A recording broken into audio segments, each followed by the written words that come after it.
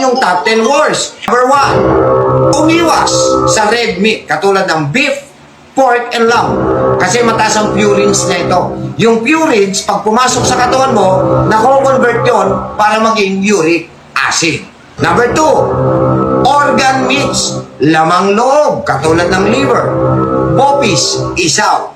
Ito po, kung kanina yung sinabi ko mataas ang purine, ito, super purine rich ito. Naku, talagang bawal ito sa mga may gout. Number 3, seafoods. Ano naman yan? Katulad ng hipon, katulad ng crabs, shellfish, and anchovies. Taas din ang purine nito, lalo na sa mga may gout. Bawal yan. Number 4, alcohol, lalo na ang beer. Bakit? Nagtataas lalo yan ng uric acid at pinapabagal ang paglabas nito. Number 5, sugary drinks. Tulad ng soft drinks, iced tea, produces. Akala natin pang diabetiko lang bawal yan. Hindi ho. Kasi itong binanggit ko ay may mga fructose. Anong ibig sabihin nun?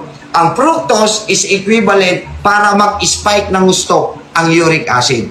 Number 6, processed foods. Katulad ng hotdogs, sausages, at instant noodles. Bakit? Alam naman natin punong-puno yan ng preservatives, sodium, at may mga hidden purines. Number 7, high-fat foods, makokolesterol. So, katulad ng mga nakakain natin sa fast food at saka yung mga pinritong pagkain. Bakit? Tandaan, ang mamantika o kolesterol, nagtitrigger ng pamamaga at ang pananakit ng kasukasuan. Number 8, white rice at white bread. Bakit? Kasi yung refined carbohydrates niyan, magko-contribute yan para lalo pang mamaga yung masakit sa'yo. Number 9, desserts.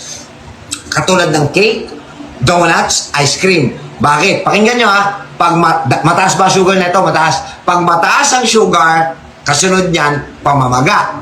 Pag may namamaga, bibigat ka. Pag bumigat ka, lalong maiipit yung joint mo. So, bawal yan. And last but not the least, number 10, coffee.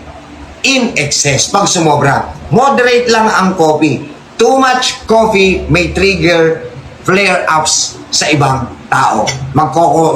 Magkokosto ng inflammation.